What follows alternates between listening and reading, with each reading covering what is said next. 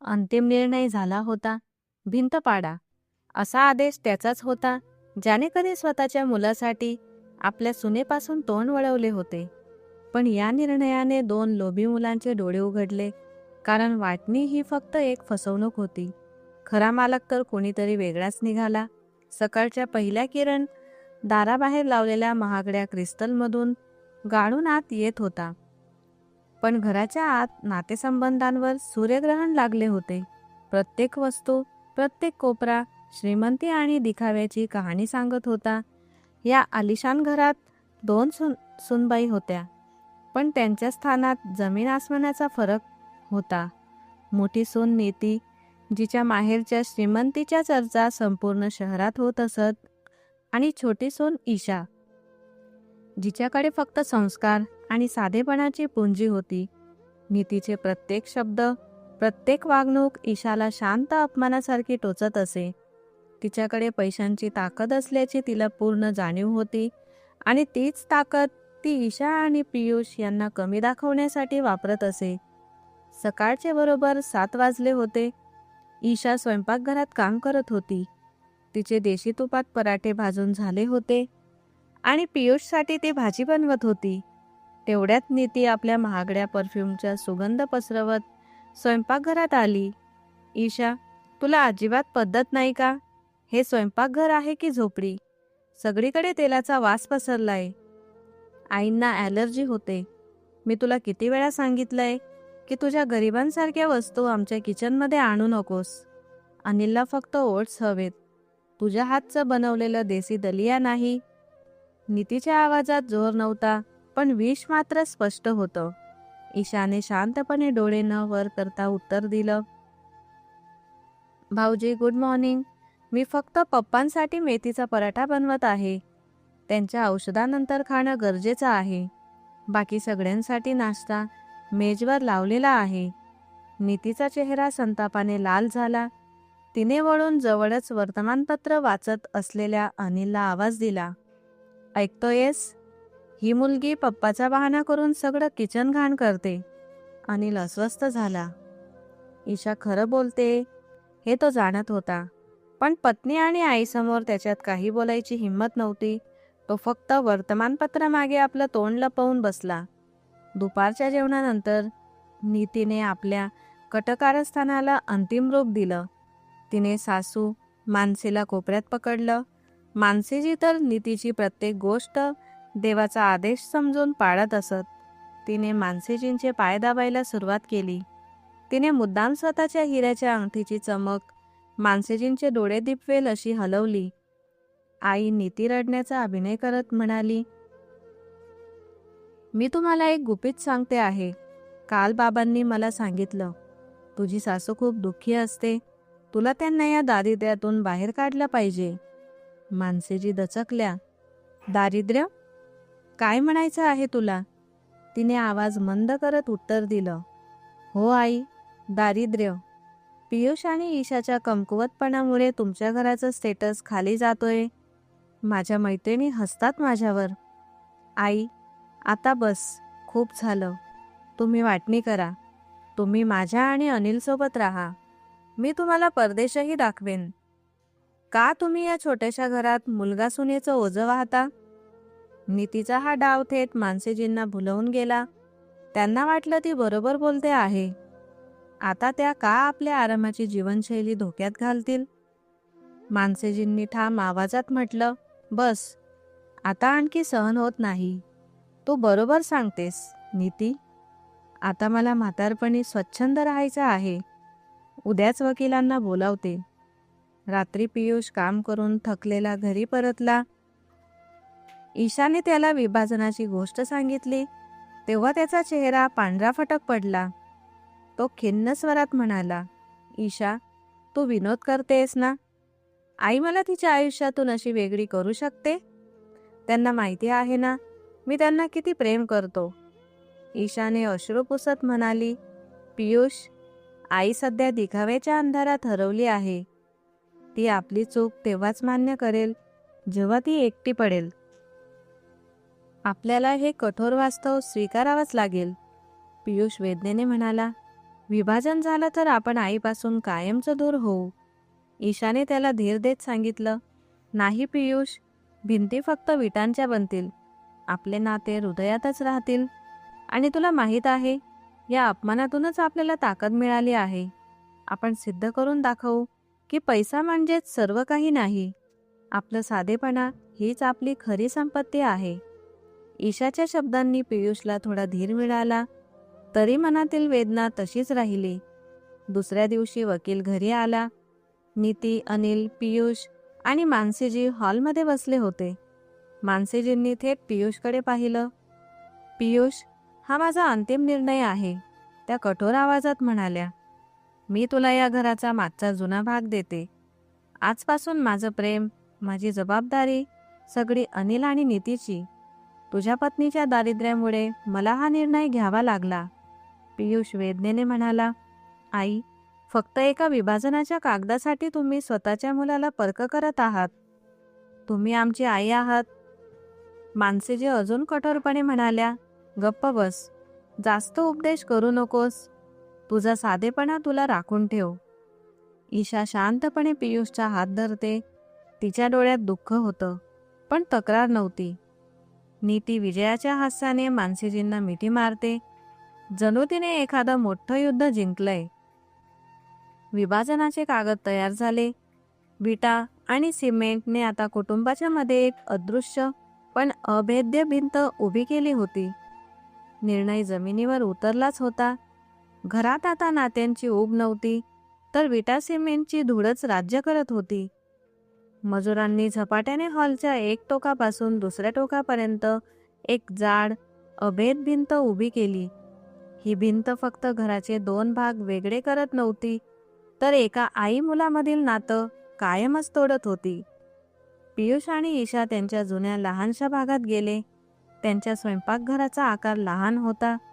खिडक्यांवर धूळ जमली होती, पण तिने त्या भागालाही अशा साधेपणाने उजळवण्याचा प्रयत्न केला. मानसीजी मोठ्या सून नीतीच्या आलिशान नव्या भागात जाऊन राहिल्या. सुरुवातीच्या काही दिवसात तिने खूप दिखावा केला.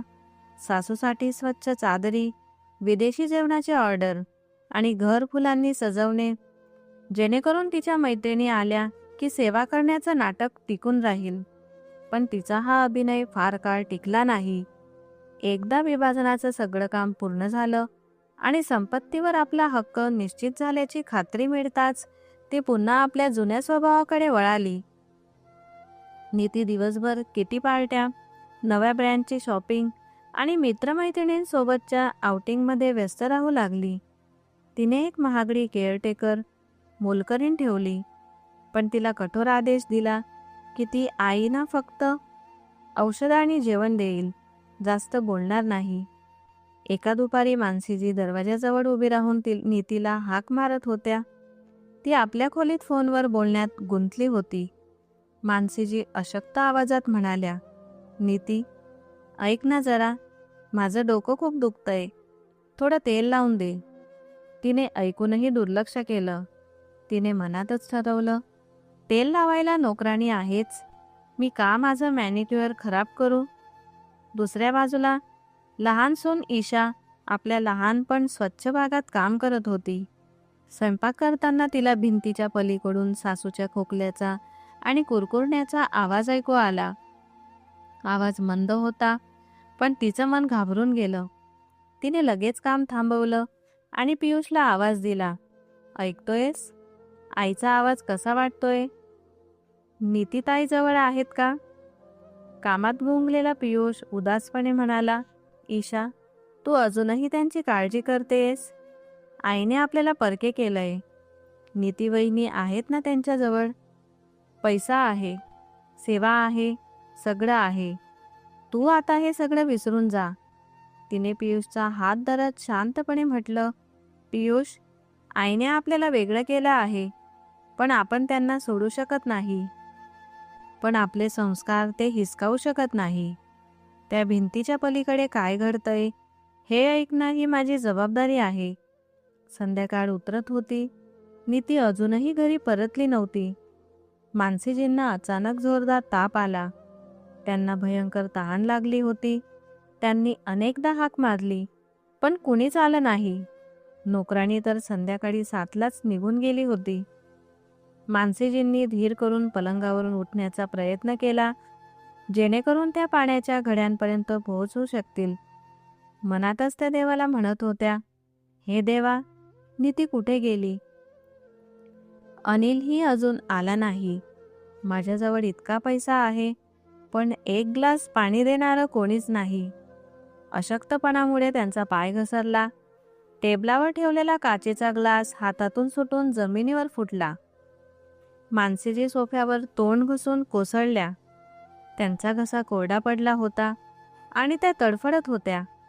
त्यांना आठवलं, जेव्हा त्या आजारी पडत तेव्हा ईशा मध्यरात्री उठून त्यांना गरम पाणी देत असे आणि त्यांच्या डोक्यावर तेल लावत असे. आज त्या एकट्याच वेदनेत पडल्या होत्या. त्यांच्या ओठांवर फक्त एकच शब्द होता, ईशा.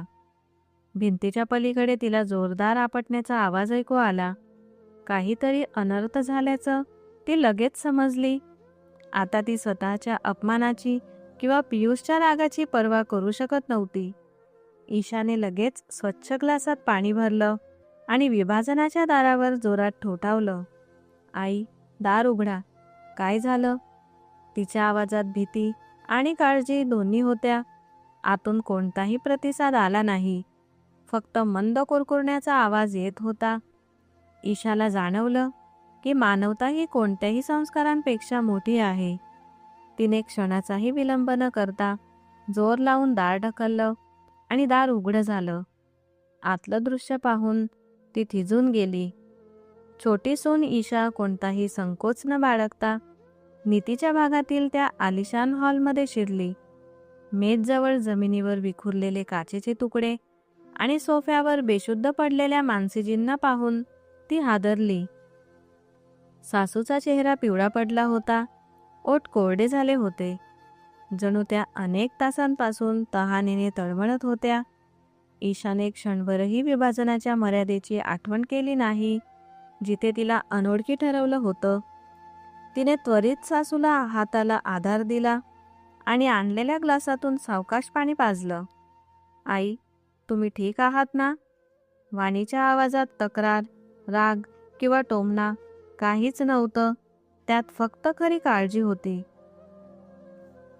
मानसीजींनी हबकत्या श्वासाने पाणी पिलं आणि डोळे उघडताच ईशाला समोर पाहून घाबरल्या. त्यांना वाटलं ती कदाचित बदला घेण्यासाठी आली असेल.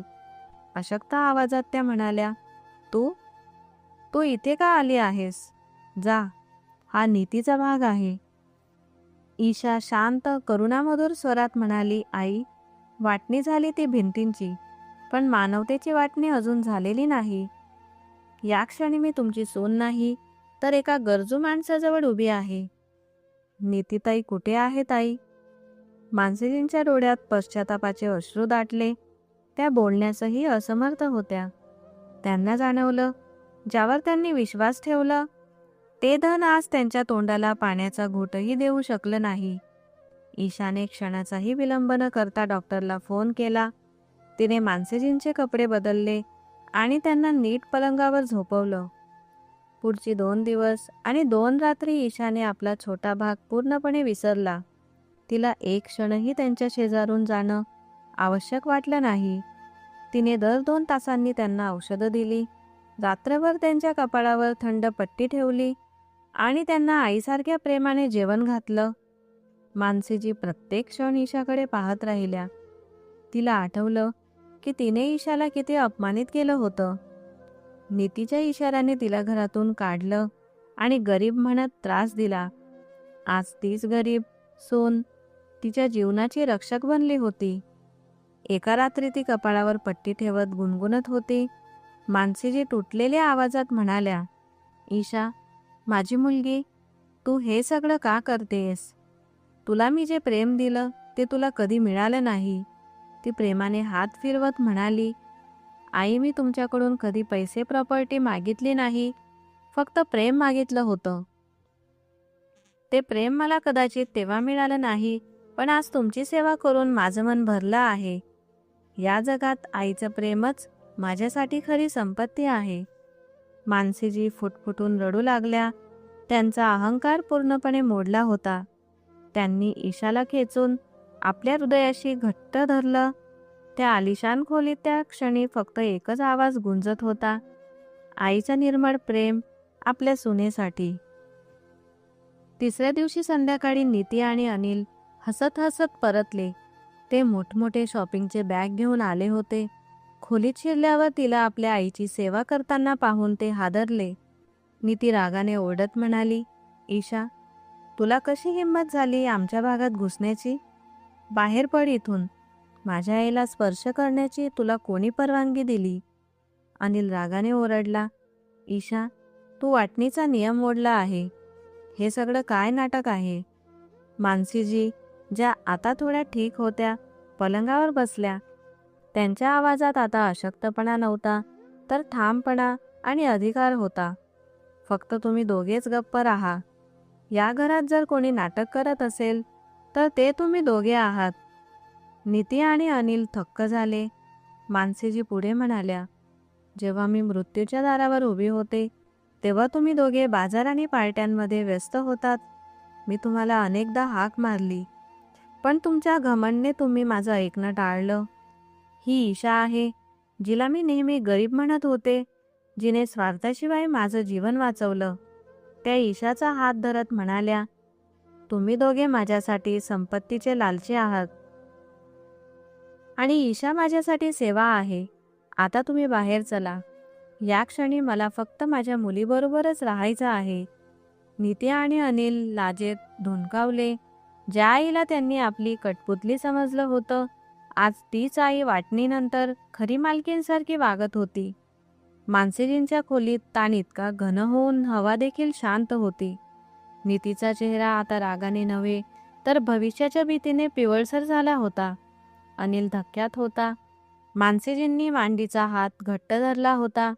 त्या हळूवार डगमगत आवाजात स्वतःशी लढत म्हणाल्या, अनिल, मी तुझं पालनपोषण करण्यात माझं संपूर्ण तरुणपण दिलं. मी विचार केला होता की तो माझ्या वृद्धापकाळात आधारस्तंभ बनेल, पण वाटणीने मला दाखवलं की तुझा आधार फक्त पैशांचा होता. जेव्हा मी जमिनीवर पडले होते. नीती थांबली. तिच्या आवाजात वेदना होती.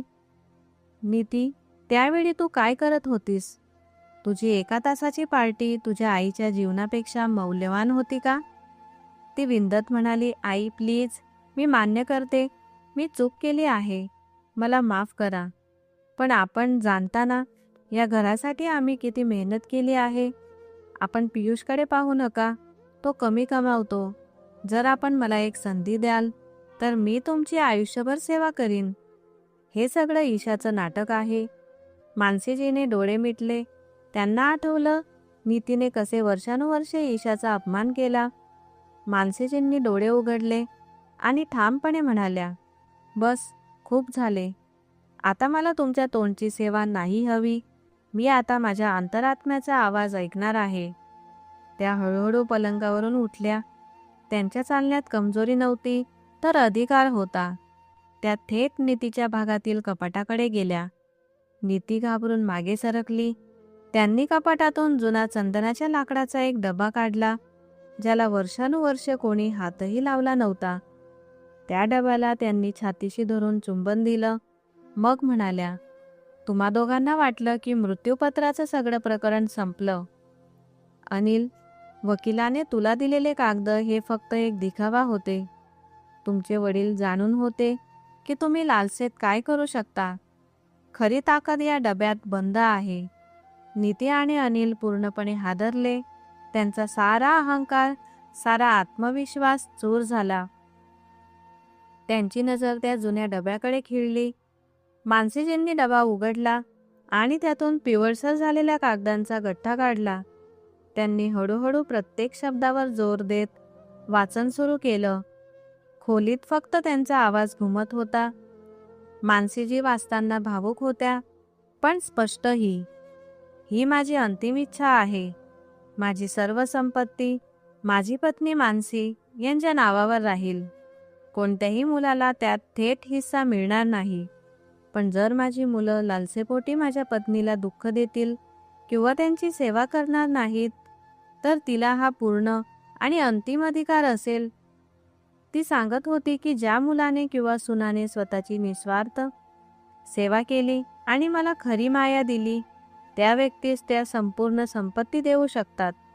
माझ्या पत्नीचा हा निर्णय अंतिम असेल, ज्यावर कोणताही कोर्ट किंवा कायदा प्रश्न उपस्थित करू शकणार नाही. तुमच्या आईचं हृदयच आता या घराचा खरा कायदा आहे.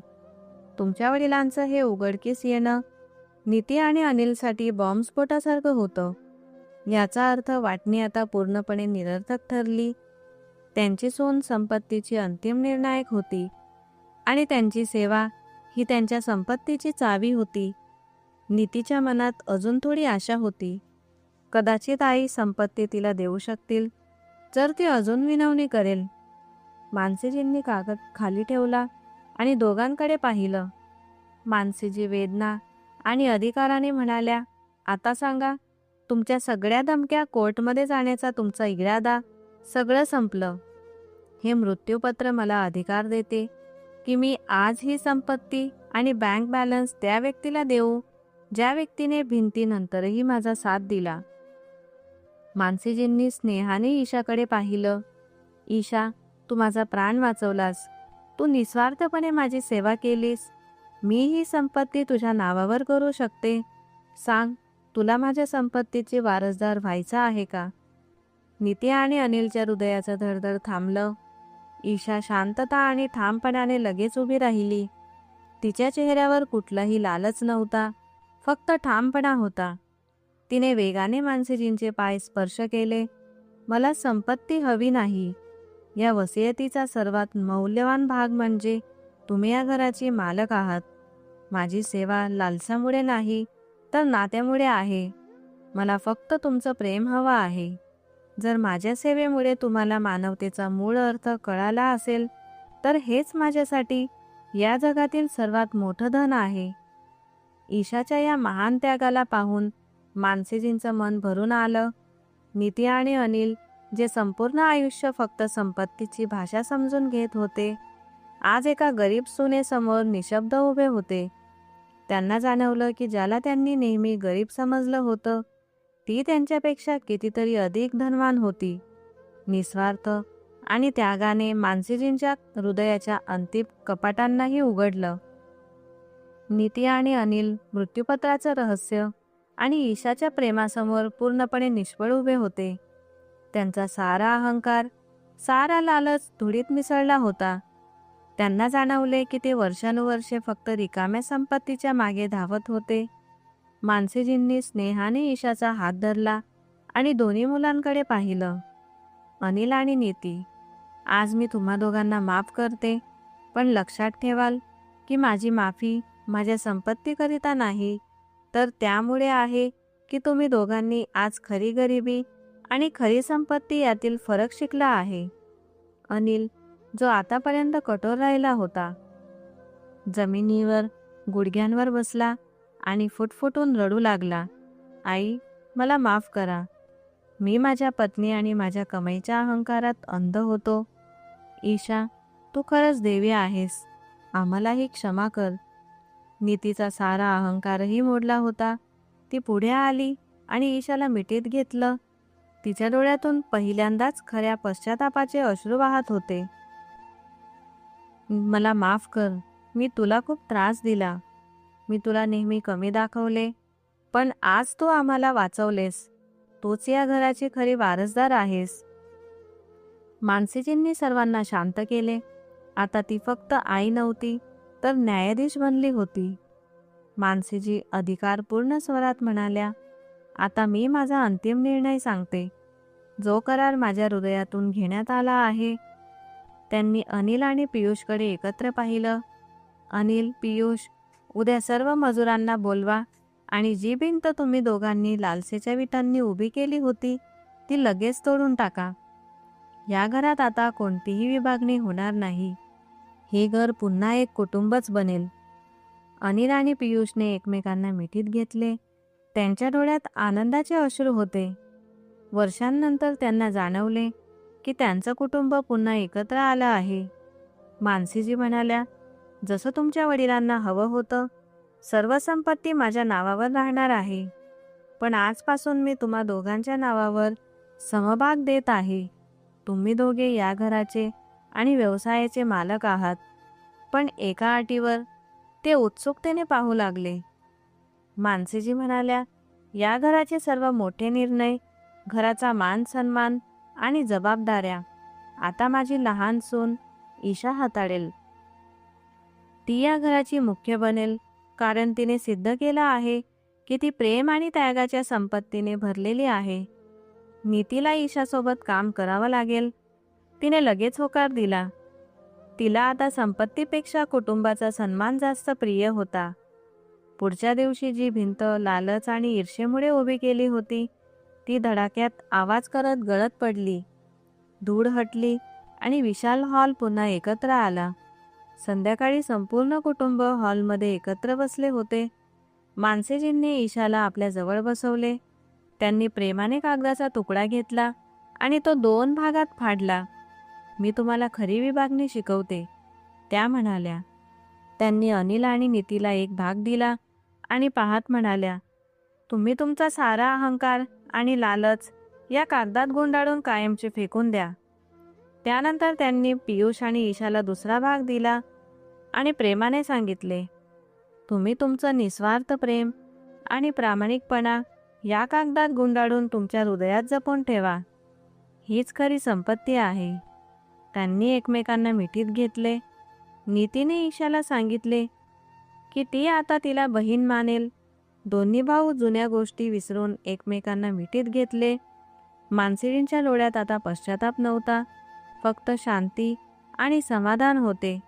विभागणीने कुटुंब तुटले होते, पण लहान सुनेच्या निस्वार्थ प्रेम आणि त्यागाने त्या तुटलेल्या घराला पुन्हा एकत्र केले.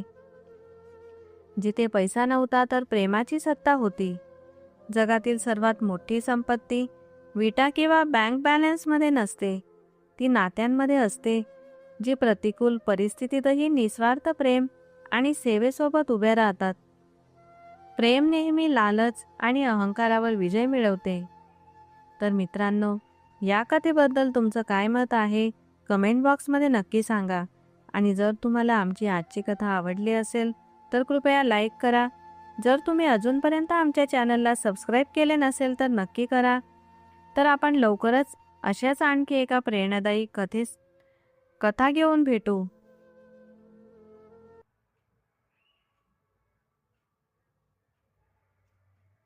तर आपण लवकरच अशाच आणखी एक प्रेरणादायी कथा घेऊन भेटू. धन्यवाद.